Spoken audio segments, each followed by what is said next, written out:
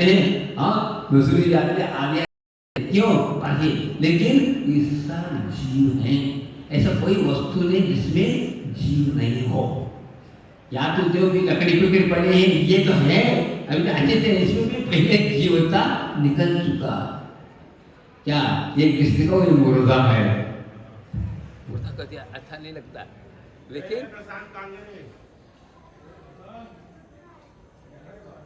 हाँ कोई बात नहीं, चालू हो गया क्या होगा।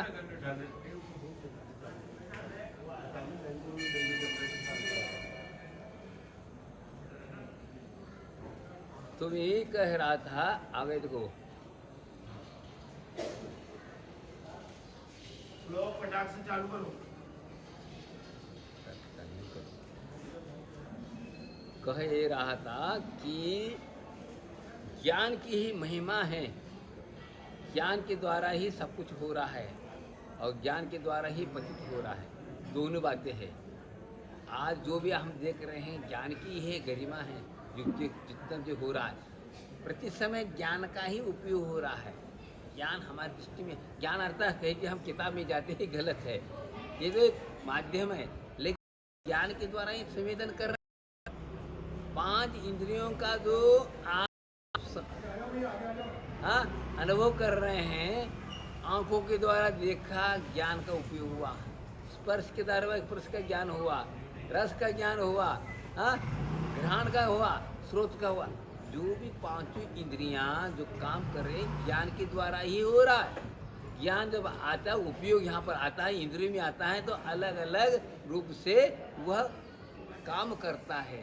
लेकिन उसमें क्या है, ज्ञान में राग द्वेष से मिश्रित होने के कारण वह ज्ञान आपके लिए बाधक बना हुआ है, समझे। बाधक इसी के कारण, राग द्वेष नहीं होता तो वह ज्ञान आपके लिए सुखकारी है। वह ज्ञान ही बंध का कारण है। क्या ज्ञान बंध का कारण कब बनता है, जब राग द्वेष से युक्त होने के, तो राग द्वेष होने के कारण राग द्वेष हर्ष विषाद को पैदा करता है।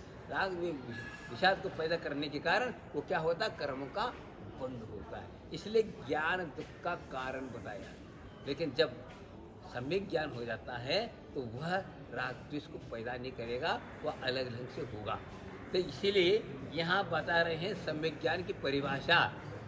क्या कह रहे हैं, अन्योनमनितिरिक्तम, अन्योनमनितिरिक्तम ज्ञाता तथ्यं विनाति विपरीतात्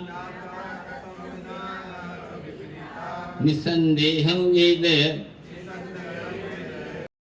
तज्ज्ञानमागमिना। अन्योनमनितिरिक्तम यथा तथ्यं विनाति विपरीतात् निस्संदेहं वेदय ज्ञानमागमिना। अन्योनमनितिरिक्तम यथा तथ्यं विनाति विपरीतात् निस्संदेहं वेदय दाओ तज्ज्ञानमागमिना।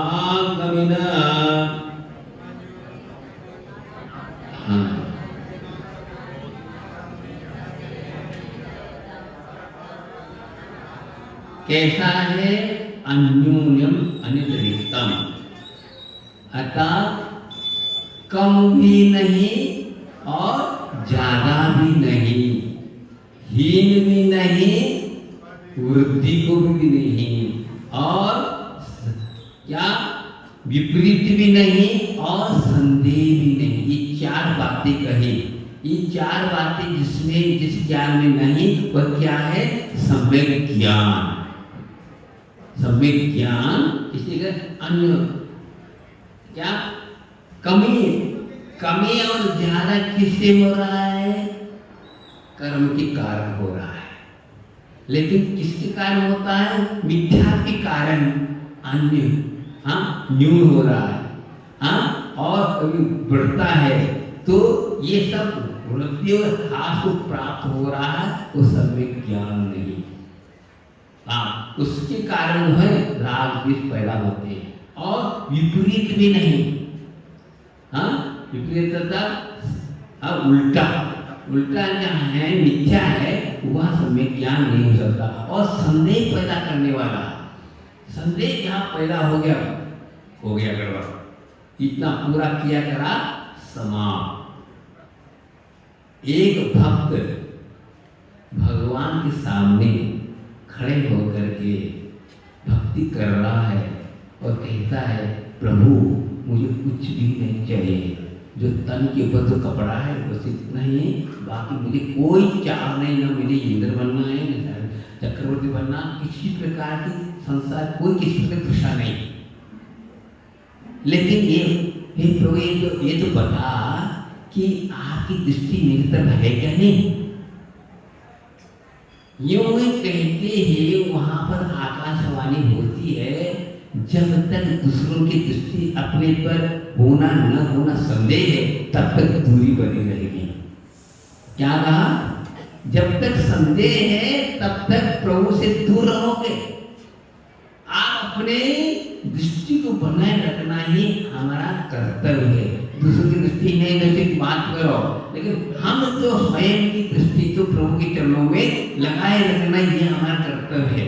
भगवान सबको देख रहे हैं, ये कोई व्यक्ति देख नहीं रहे, लेकिन हमारी दृष्टि ये होती है कि हमारे तरफ देख रहे कि नहीं कर रहे, फलाना हो रहा है कि नहीं। कभी कोई कहते हैं ना, कई लोग नमोस्त करते हैं, हमारा हमारे तरफ देख रहे, मतलब क्या हुआ? अब किसको देखते रहे?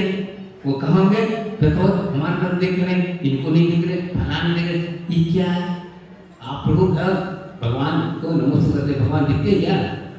लेकिन वो तो मूर्ति है, लेकिन महाराज की इस प्रकार करते रहेंगे तो आपको करते रहेंगे और हाथ उठाते रहेंगे तो उनका काम नहीं हो पाएगा, वो साधुपना नहीं हो पाएगा।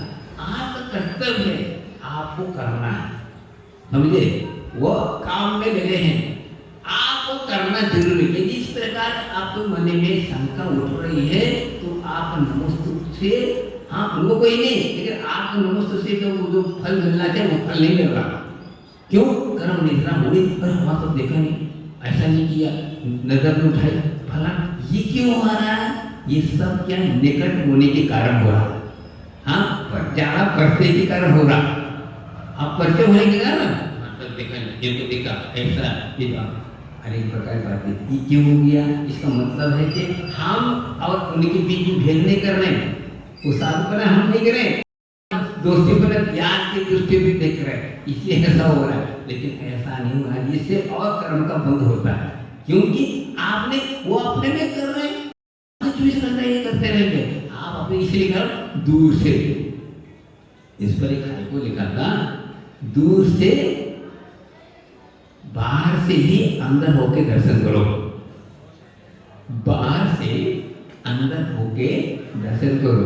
बाहर से अंदर होके अंतरात्मा की तरफ होकर के करेंगे तो आपका दर्शन करना सार्थकता है। नहीं तो ठीक, तो यहाँ कह रहे हैं अन्योन अनिर्दिष्टम, अर्थात कोई अधिक भी नहीं, कहीं ना बहुत ज्ञान से मतलब नहीं, कम ज्ञान से मतलब नहीं, काम होना चाहिए वो सम्यक, जिससे जो है ना कार्य होना चाहिए। तो कार्य होने के लिए वास्तविक सम्यक ज्ञान समीचीन, जिसमें संदेह भी नहीं, विपरीत भी नहीं, ज्यादा भी नहीं और कम भी नहीं, ऐसा जो ज्ञान है सम्यक ज्ञान प्रमाणम कहा, प्रामाणिक है वो। क्या? समीचीन प्रमाण, प्रमाण आता समीचीन ज्ञान को प्रमाण कहे, उसको तो सम्यक ज्ञान। तो संशय ऊपर अनंतवशाय से रहित ज्ञान होता है तो वह आपको फलदायी है, वही आपको सुखकारी है। ज्ञान कहीं बाहर से नहीं लाना है। सुनो, हमने इतनी पढ़ ली, लेकिन क्या हुआ? ज्ञान अंदर से है, उसको अपने को उपयोग करना कहीं जा नहीं रहा है। हाँ, हम इनकी इस प्रकार विचार करने से आवृत हो रहा है, उस आवरण को हटाने के लिए जो प्रक्रिया बताया जा रहा है, देखिए पशु पक्षी के पास भी सम्यक ज्ञान होता है। बताओ क्या वो क्या स्वाध्याय कर रहा है? हाँ, कुछ उपदेश सुन रहा है? कुछ नहीं, वो अपने आप इस प्रकार ज्ञान हो जाता है कि वह अपने कार्य से अपने कर्तव्य की ओर दृष्टिपात करता है, वह अपने कर्तव्य से विमुख नहीं होता, वो सम्यक ज्ञान है। अपना कर्तव्य क्या है, कर्तव्य अर्थात करने योग्य क्या है ये देख लो, तो वह ज्ञान आपको क्या है, कार्यकारी है। सम्यक ज्ञान की परिभाषा है। सम्यक ज्ञान जैन शासन में, जैन दर्शन में ज्ञान किसको कहा? सुनिए, आज आप लोग स्वाध्याय करते हैं, सब कुछ करते हैं, स्वाध्याय करने के बाद क्या फल मिलना चाहिए? ज्ञान का फल क्या है ये बताया। क्या ज्ञान हुआ है जिससे तत्व का ज्ञान हो, राग द्वेष शांत हो, मैत्रिता बढ़े, अहिंसा की ज्योति जल जाए, हाँ, और क्या मार्ग पर चलने के लिए इच्छुक हो जाए। ये सब क्या है? सम्यक ज्ञान की है, क्या है, लक्षण है। यदि हम कर नहीं रहे और उल्टा हम जो है धर्म से विरूप हो रहे तो ज्ञान नहीं हुआ, आपका सम्यक ज्ञान नहीं हुआ, मिथ्या ज्ञान हुआ। जिस पढ़ने के बाद विषय कषाय की ओर दृष्टिपात होने लग जाए और यहाँ से हम कषाय को और बढ़ने लग जाए और संदेह ज्यादा उत्पन्न हो जाए, वो सम्यक ज्ञान नहीं कर रहा। हम अपने हिसाब से चलाना चाहते हैं, गलत है। अपने हिसाब से नहीं होना चाहिए। जो शास्त्र में जो कहा है उसके अनुसार होगा। तो क्या क्यों लिखा है? उनकी प्रामाणिक इसलिए कि उन्होंने स्वयं उसको अनुभव करके लिखा है, इसलिए वह वितराग वाणी है। हम आप लोग क्या है, कषायवान है। कषायवान ही पक्षपात करता है। पक्षपात जहाँ है वहाँ पर तीन काल में सम्यक ज्ञान हो ही नहीं सकता। पक्षपात छोड़े बिना साम्य भाव नहीं हो, और साम्य भाव होए बिना मुक्ति कभी ना हो। साम्य भाव आता पक्षपात आता, पक्षपात किया, इनको हाथ नहीं, इनको नहीं, इनके नहीं, एक कषाय हुआ। साम्य भाव आता समता भाव एक बात नहीं हुआ। हमने जीव को दृष्टिपात न करके हमने पहले दृष्टि करके इसको माना, इसको नहीं मानते हुआ। लेकिन साम्य भाव है, देखिए जीव मात्र के प्रति दया होना है अपने को, जीव मात्र के प्रति दया अहिंसा है। हाँ, इसको छोड़े वो बात अलग गुणस्थान के हिसाब से होता है, लेकिन सबके प्रति साम्य भाव अर्थात सभी आत्माएं हैं के उदय में इस प्रकार हो रहा है। शत्रु भी मित्र बनता है, मित्र शत्रु कब बनता है? ये कर्म के उदय में हो रहा है। शत्रु कभी होता नहीं, मित्र ही शत्रु होता है। सुनो, क्या मित्र ही शत्रु होता है? जितने आपके मित्र हैं उतने शत्रु बनेंगे। क्यों? हमारा स्वार्थ सिद्ध नहीं हुआ, मित्र क्या हुआ? शत्रु हो गए। शत्रु पहले नहीं था, मित्रताएं थी, लेकिन हमारे विचार उनके विचार नहीं मिले तो बस शत्रुता आ गई। शत्रुता और कोई नहीं है। हाँ, बुराई कोई चीज नहीं, क्या भलाई पर लगा जंग है। क्या क्या बुराई कोई चीज नहीं, भलाई पर लगा जंग है, उसको जंग को निकालो। तो ये पर तो लगा, उसको हटाओ तो भलाई है, लेकिन हम नहीं हटा पा रहे। पहली चिंता होने के कारण, कषाय के कारण, कर्म के उदय में आगे कारण हमारा ज्ञान हमारे लिए ही बंध का कारण बना हुआ है। एक बात सभी समय सार आदि ग्रंथों में यही लिखा और कुछ नहीं लिखा। क्या? ज्ञान दुख का मूल है, ज्ञानी भव का कूल, राग सहित प्रतिकूल है, राग रहित अनुकूल। अब इसमें कहते हैं चुन चुन इनमें उचित को, मत चुन अनुचित भूल। समय सार का सार है, समता बिन सब धूल।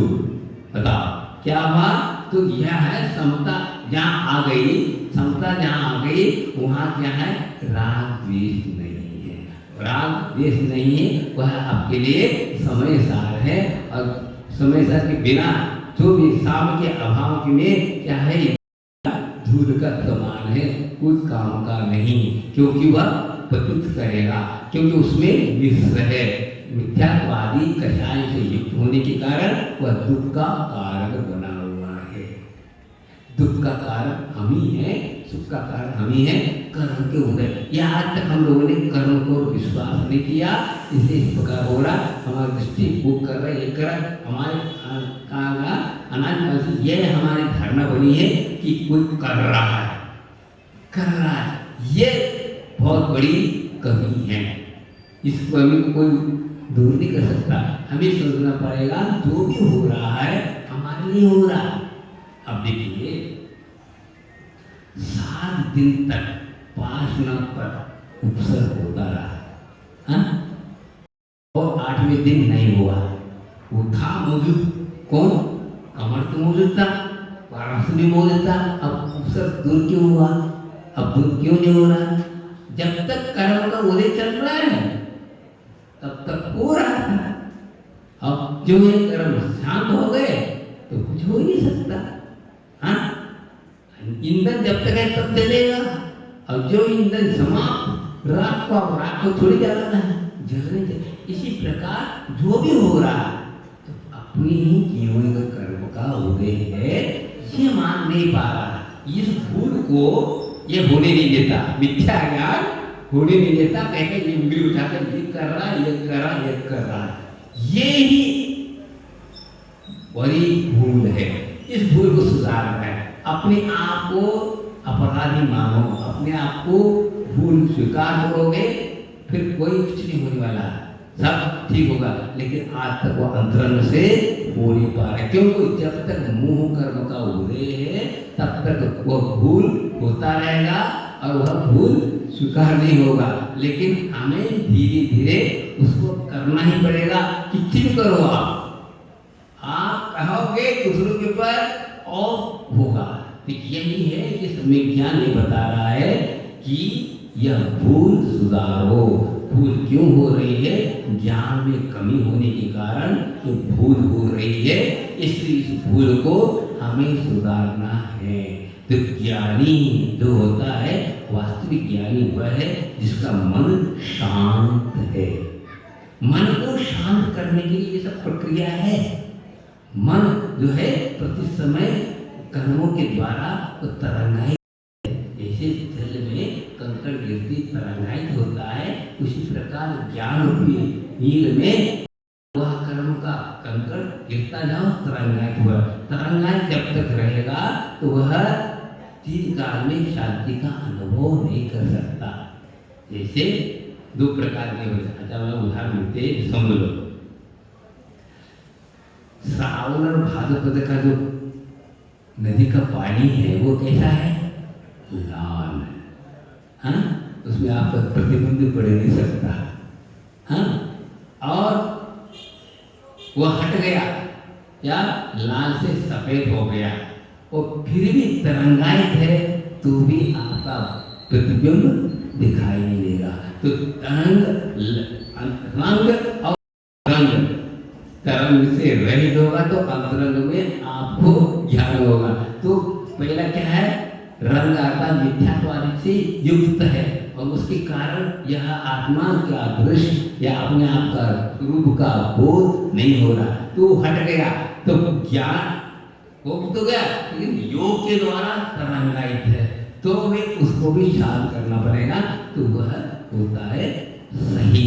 तो जब तक ये देह में रहेगा, आत्मा में रहेगा, यह आत्मा देह में रहेगा, तब तक वह सही सही आत्मानुभूति, शुद्धोपयोग आदि आदि का अनुभव आएगा। क्योंकि कर्म का उदय 14 पुरुष तक यह स्थिति है। ज्ञान चेतना जिसको कहते हैं, ज्ञान चेतना 3 प्रकार की चेतना, हाँ? कर्म फल चेतना, कर्म चेतना और ज्ञान चेतना। यह अभ्यास में चर्चाएं होती। चेतना है था संवेदन, फल, हाँ, संवेदन करना, अनुभव करना। तो कर्म फल चेतना है 14 गुण स्थान तक है। कर्म का उदय, कर्म का उदय है, फल मिल रहा नहीं मिल रहा, उसका संवेदन हो रहा है, लेकिन आप जैसा नहीं कर रहे। बात अलग है, वे तो भगवान आपकी दृष्टि में है, लेकिन अभी भी भगवान बुरे नहीं है। भगवान यहाँ जो भी भगवान हो यहाँ रहने देवे चले जाएंगे ऊपर। सिद्ध भगवान ज्ञान। अरविंद बाबा तो अभी एक देश भगवान है, अभी पूरे पूर्वर नहीं है, लेकिन वास्तविक तो भगवान होती है यहाँ एक समय के लिए रुक लेंगे वे पहुंच गए 3 लोग। तो ज्ञान चेतना तो शुद्धोपयोग आध्यात्म आत्मानुभूति जो ज्ञान चेतना वह शुद्धों में है। जब तक कर्मों का उदय है, जब तक प्राण है आदि आदि है, तब तक पूरी होता। तो सब ये खलो कम फल, सभी कर्मों का ही फल भोग रहे हैं, तब तो कहलाता है कर्म फल चेतना। फिर ज्ञान कर्म चेतना किसको होते हैं? अभी विशेषता आप लोग दोनों प्रकार के अनुभव करते हैं, कर्म चेतना और कर्म फल चेतना। कर्म का अंत कर्मोदय में चल रहा है, जैसे स्थावर है, पंच क्या है स्थावर, पृथ्वी जल आदि अग्नि, ये कर्म फल का अनुभव कर रहे हैं, कर्म चेतना का अनुभव नहीं कर रहे हैं। कैसे? समझे पेड़ खड़ा है, हाँ, उसको सर्दी गर्मी आदि हाँ महसूस कर रहा है, चाहता है मैं हट जाऊं, हट नहीं सकता, लेकिन द्विमिर से लक्त है, चीटी है, हाँ, और जितनी ये क्या है, धूप में से छाया में आ जाएंगे, छाया से धूप में जाएंगे, ये क्या हो रहा है? चेतना है। आप लोग भी कर रहे हैं ना, धूप में धूप से छाया, छाया में धूप आदि आदि प्रतिकार करने की भाव, प्रतिकार करने की जो भाव होना आएगा वो साथ साथ प्रतिकार भी हो जाता है। इसको कहते हैं कर्म चेतना। कर्म फल चेतना पे परम को भोगना ही पड़ता है, उसमें इससे दूर नहीं हो सकता। और ज्ञान चेतना किसको कहते हैं? शुद्ध आत्मा का ज्ञान का सर्व कर्मातीत, 10 प्रकार के प्राणों से तब क्या होता है? ज्ञान चेतना जिसको कहते हैं एक समयवर्ती आनंद का अनुभव करते हैं। अब देखिए 14 गुणस्थान में भी प्राण है, मालूम कितने हैं? एक प्राण है, कौन सा? आयु प्राण मौजूद है, शरीर में अटका हुआ है, अभी परास्थित है, वहाँ भी अभी समय सार नहीं, कारण समय सार, अभी देरी है, और ये अंतरों के बाद वो जुड़ जाएगा। तो सही आत्मानुभूति जिसको कहते हैं अव्यापक सुख का जो अनुभव है वह यहाँ नहीं वहाँ है, अर्थात शुद्ध में है। तो ये सब ज्ञान की है, यह है ज्ञान। जानना, ज्ञान जानता है, लेकिन वास्तविक जानना अलग चीज है। इसी बात को लेकर के आचार्य ने मुखमाटी में लिखा है, एक पंक्ति है, शीर्षक रूप में है, हाँ, शब्द सो बोध नहीं, बोध सो शोध नहीं। अर्थ क्या हुआ बताओ? शब्द सो बोध नहीं, ज्ञान नहीं, अज्ञान सो शोध नहीं, फिर क्या? कैसे इसको समझेंगे? हाँ, अब देखिए ये पंक्ति समझ में नहीं आ रहा, मुखमाटी क्या समझोगे?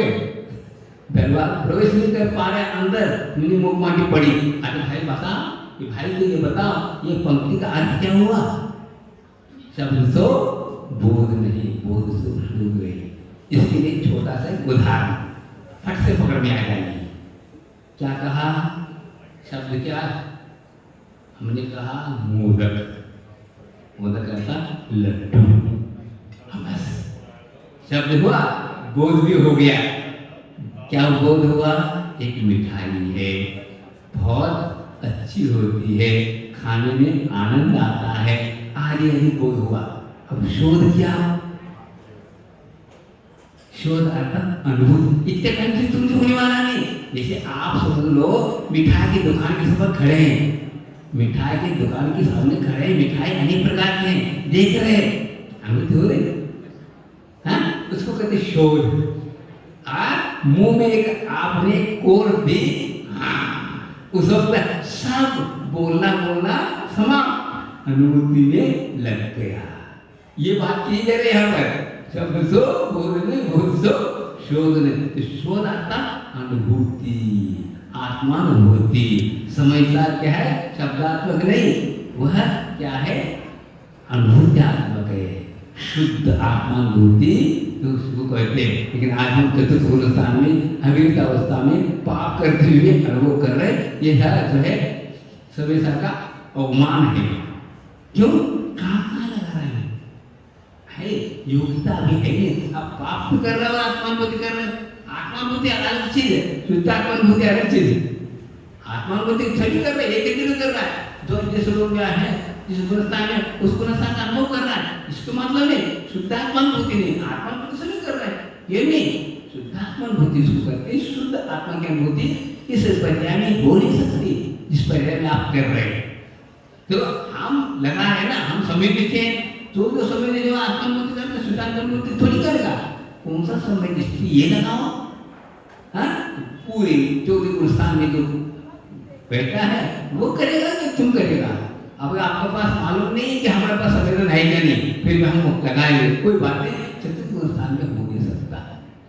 जैसे परसों मैंने कहा था कि कौन से गन्ने के द्वारा गुड़ बनता है, 12वें गुणस्थान वाला।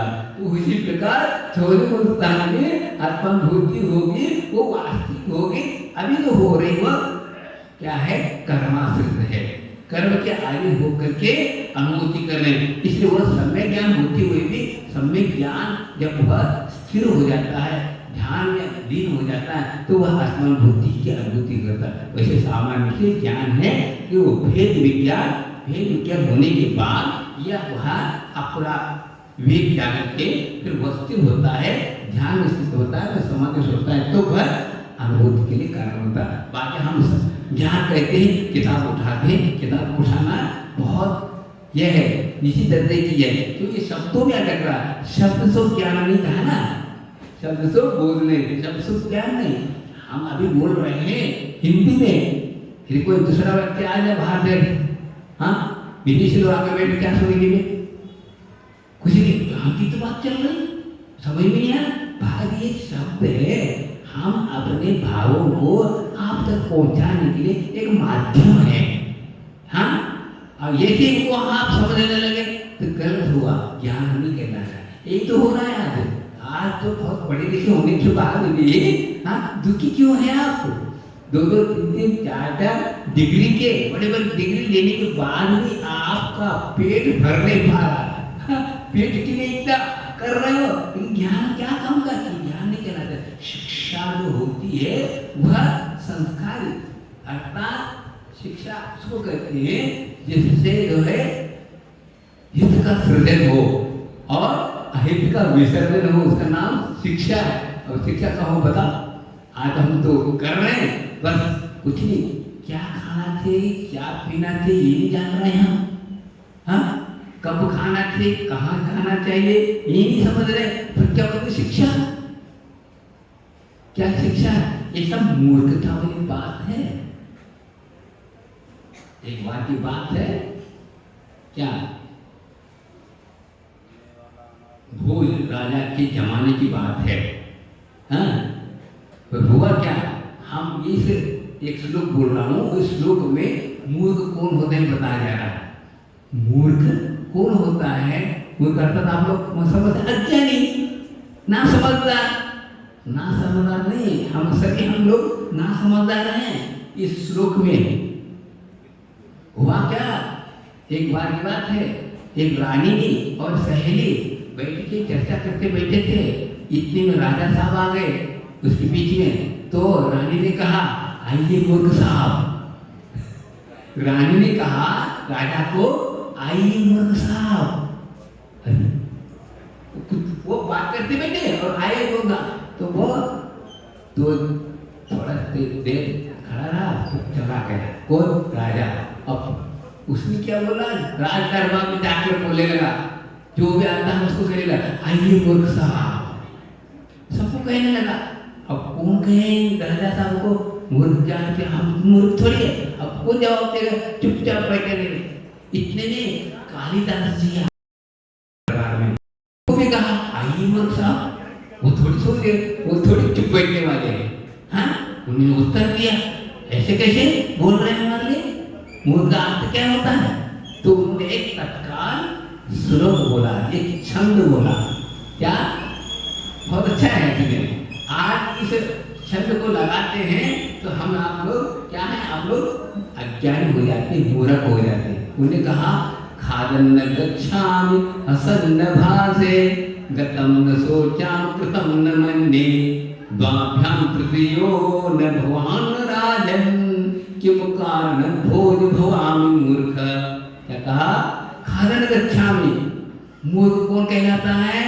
खाते हुए फिरते हुए चलता फिरता है वो मूर्ख है।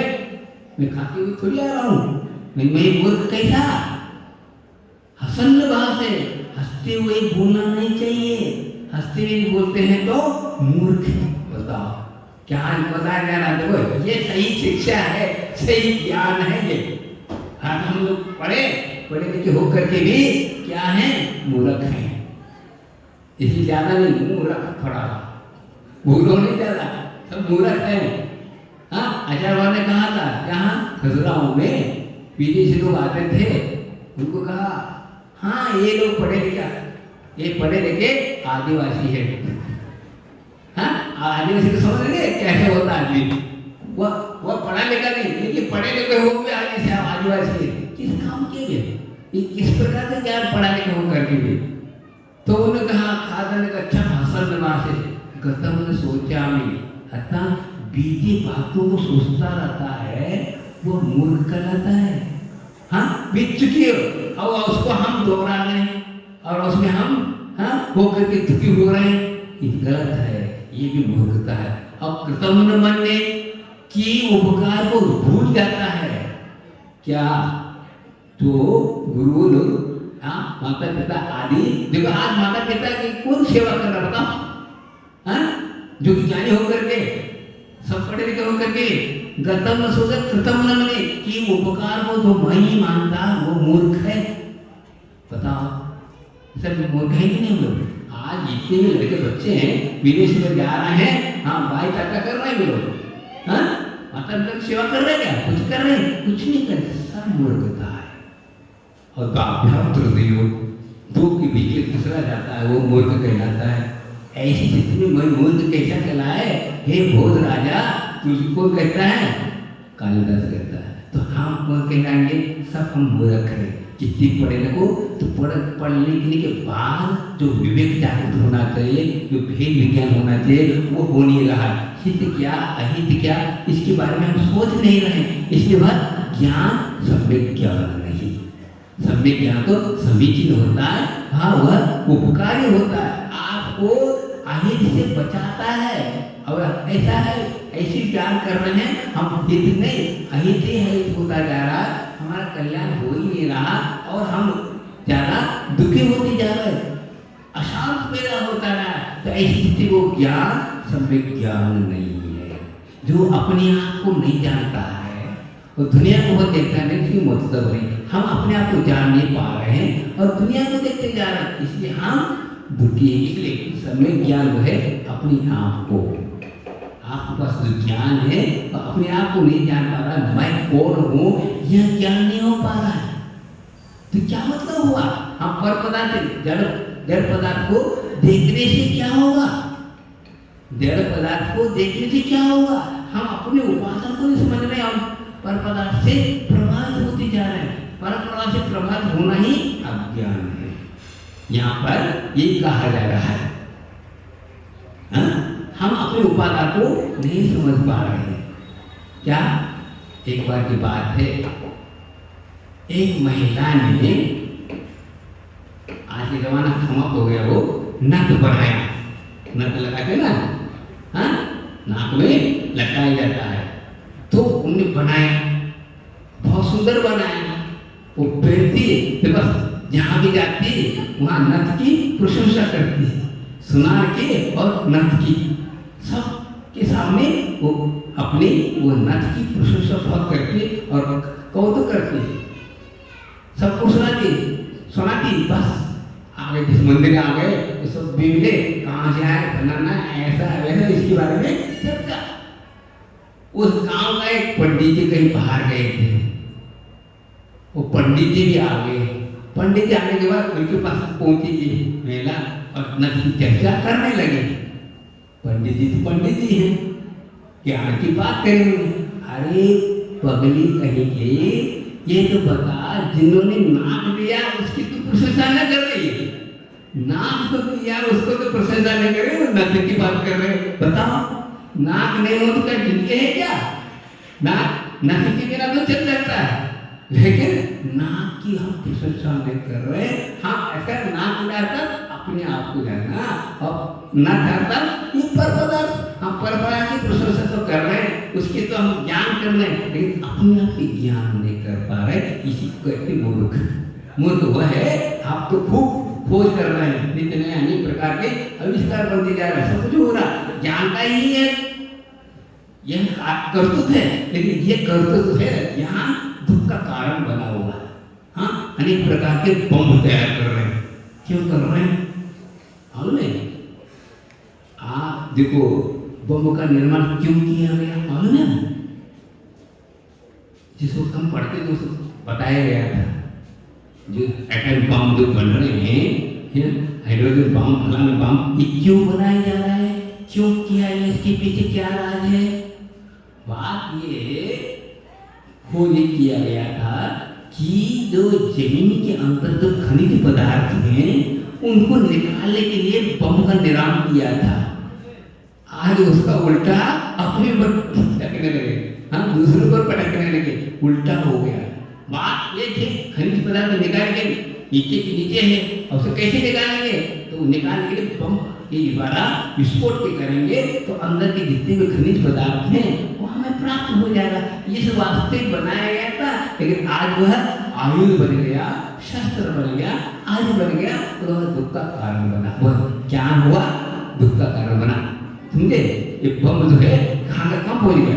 हाँ, वो जो बनाने वालों ने कहा मैंने बहुत बड़ी क्या की, हाँ, मैंने बहुत बड़ा और ये किया हमने, हाँ, गलती करी, इस प्रकार हमने तैयार किया, इसके बदौलत इसका दुरुपयोग होगा, क्या होगा? उसका शरीर मुझे मिलेगा। उन्होंने कहा जिसका दिल और दिमाग जिसका शांत है तो वह तब तक यह कुछ नहीं होगा, और दिल और दिमाग जिसका बिगड़ गया बस विप्लव विप्लव है। और बताओ किस कारण से बनाएगा? उपयोग किसमें हो रहा बताओ? हाँ, खनिज पदार्थ पर उपयोग कर रहा, जीव पर उपयोग कर रहा, क्या होगा उसमें बताओ? लड़ाई चल रही, सुन रहे हैं इतनी क्या क्या कितने देशों में लड़ाई हो रही, कुछ नहीं, कोई लेके आया लेके जाना नहीं, लेकिन बुद्धि की कमी, उस लड़का फिरता मेरा तेरा, कोई तेरा है नहीं मेरा है, फिर भी लड़ाई हो रही। इसी को कहते हैं मोह का। हाँ, इसलिए वो सम्यक ज्ञान नहीं, कितनी भी खोज कर ले, कितनी भी कुछ कर ले, उससे वो वैज्ञानिक नहीं है, अज्ञानी है। तो वह जिस ज्ञान के द्वारा खुद को दूसरों को दुख उत्पन्न हो, वो ज्ञान नहीं, वो अज्ञान है, वह है वो सम्यक ज्ञान नहीं हो सकता। तो यहाँ पर सम्यक ज्ञान की परिभाषा बताते हुए कहा 4 चीजें नहीं होना चाहिए। न्यून नहीं होना चाहिए, अधिक भी नहीं है, और विपरीत भी नहीं, और संदेह भी नहीं। इन 4 चीजों से जो रहित जो ज्ञान है वह सम्यक ज्ञान है, समीचीन ज्ञान है, वह हितकारी खुद को और सुपर कल्याणी है। यह ज्ञान वास्तविक है। या आजकल कहते हैं बहुत स्टैंडर्ड, पढ़े लिखे स्टैंडर्ड की परिभाषा नहीं समझ रहे। स्टैंडर्ड का क्या होता है? कर्तव्य करने वाला होता है, वो विवेकवान होता है, वो आदर्श होता है, उसको कहते स्टैंडर्ड। स्टैंडर्ड करके हम देंगे तो कपड़े अच्छे स्टैंडर्ड, ये थोड़ी माना जाता है। वास्तविक स्टैंडर्ड की परिभाषा है, अर्थ ये शब्द है, हिंदी में बोल रहा हूँ, लेकिन स्टैंडर्ड का अंग्रेजी है। स्टैंडर्ड का अर्थ ये होता है कर्तव्यवान। अपने कर्तव्य से दूर विमुख है तो आदर्श थोड़ी है, वह स्टैंडर्ड थोड़ी है, वह कर्तव्य से विमुख है, हाँ, विवेकहीन है, हाँ, कर्तव्य नहीं, तो क्या मतलब है? ये स्टैंडर्ड थोड़ी कहलाता है। हम स्टैंडर्ड को बहुत ऊंचा, हम सब ऊंचा ज्ञान नहीं हो, एक तो नीचे दर्जे का, हम उसको अर्थ अलग लगा रहे हैं। ये नहीं, सम्यक ज्ञान जो होता है जहाँ पर जाति सबको कल्याणकारी, सबके लिए हितकारी होता, सबको आत्म नहीं आता, आत्मिकता को प्रकट करने वाला होता है, वह सम्यक ज्ञान है। बात तो है, लेकिन आज हम इतना ज्ञान का दुरुपयोग कर रहे हैं जिसके द्वारा क्या हो रहा, सब खुद दुखी और दूसरों को दुखी बना रहे हैं। इसलिए सम्यक ज्ञान ये है।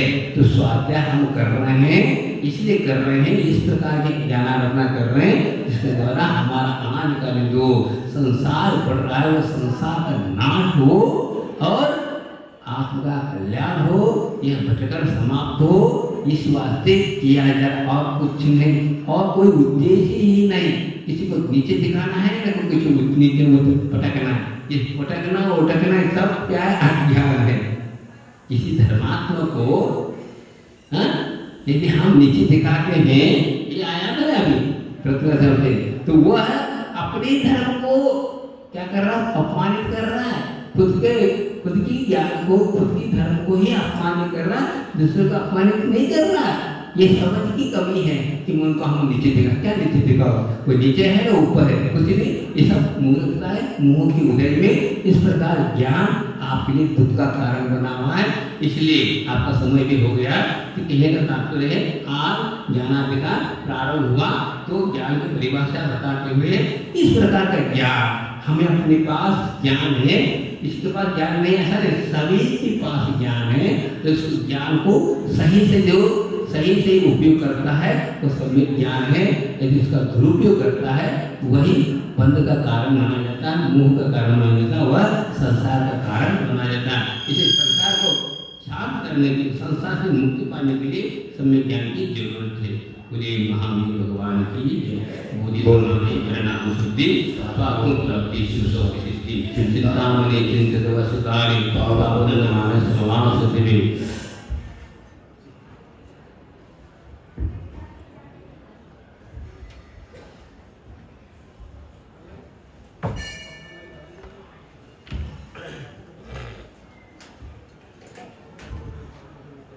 आज की स्वीकृति श्री अखिलेश शैलेंद्र अरविंद जी मोदी लालपुरा, इन्होंने एक शीशम की सीढ़ी की स्वीकृति प्रदान की है। 7 कलश की राशि के साथ शीशम की सीढ़ी की ओर की है। इनसे निवेदन की परिवार से जाएं और मनुष्य जी